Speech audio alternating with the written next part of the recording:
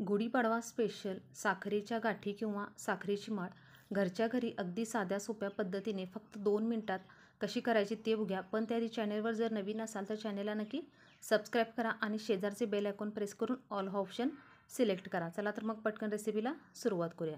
इथं आपण आप्पे पात्राच्या भांड्यामध्ये या साखरेच्या माळी तयार करणार आहोत। त्यासाठी सुरुवातीला आप्पे पात्राला अशा पद्धतीने सगळीकडे तूप लावून घ्यायचं आणि त्यानंतर तूप लावल्यानंतर याच्यावर आपण अशा पद्धतीने दोरा घालून घेणार आहे। भांड्याच्या प्रत्येक सर्कलमध्ये हा दोरा असा व्यवस्थित सेट करून घ्यायचा। अशा पद्धतीने इथे मी हा दोरा घालून घेतलेला आहे। आता त्यानंतर पाक करण्यासाठी कढईमध्ये 1 वाटी साखर घालून घ्यायची आणि त्याच वाटीने अर्धी वाटी पाणी घालून आपल्याला याचा एक 2 तारी पाक करून घ्यायचा आहे। साधारण 2 ते 3 मिनिटातच हा पाक तयार होतो आणि याला कंटिन्यू असं हलवत राहायचं। मीडियम गॅस करायचा आणि याला सतत असं हलवत राहायचं। आपल्याला ह्याचा 1 तारी पाक बनवायचा नाही, अगदी घट्ट असा याचा आपल्याला पाक बनवून घ्यायचा आहे आणि याला सतत असं हलवत राहायचं। 1 वाटी साखरेमध्ये जवळजवळ 2 आपल्या साखरेच्या माळा तयार होतात।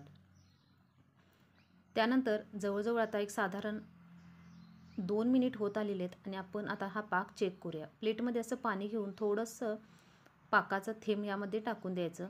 जर याची गोळी बनत असेल तर आपला पाक परफेक्ट आहे। आता याची गोळी अजून व्यवस्थित बनत नाही, त्यामुळे आपण एक अजून अर्धा मिनिट पाक फक्त शिजवून घेणार आहे। आता जवळजवळ 2-2.5 मिनिट झालेले आहेत आणि आता पाक आपण पुन्हा एकदा चेक करूया। तुम्ही बघू शकता हा मगापेक्षा पाक आपला घट्ट झालेला आहे आणि याची गोळी पाकाची अगदी सहज बनते, त्यामुळे आपला इथं पाक हा व्यवस्थित तयार झालेला आहे।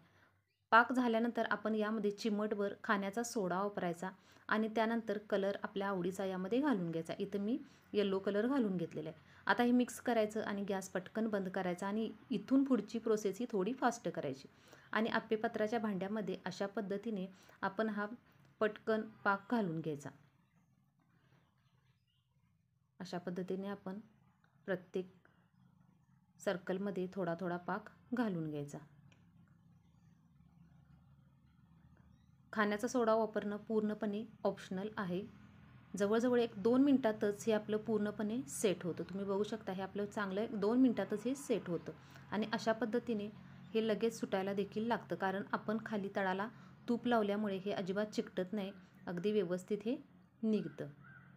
तुम्ही बघू शकता अशा पद्धतीने आपली ती साखरेची माळ तयार झालेली आहे। तुम्ही बघू शकता की किती सुंदर माळ तयार झालेली आहे।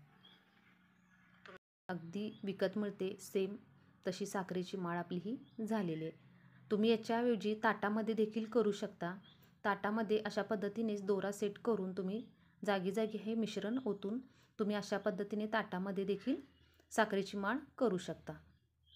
तर तुम्हाला हा व्हिडिओ कसा वाटला हे कमेंट करून सांगा। व्हिडिओ आवडला तर चॅनलला नक्की लाईक, शेअर आणि सबस्क्राईब नक्की करा।